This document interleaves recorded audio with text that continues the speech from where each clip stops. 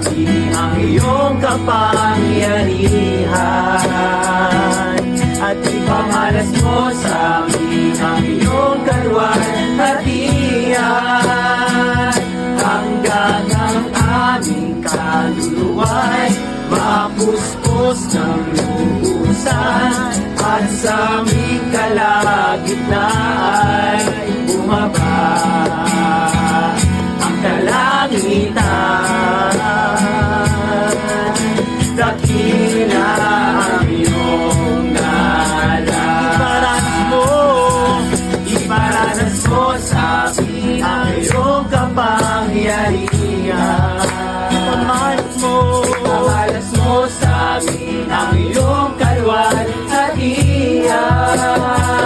hanggang ang aming kaluluwa'y mapustos ng lubusan, at sa aming kalagitnaan ay bumaba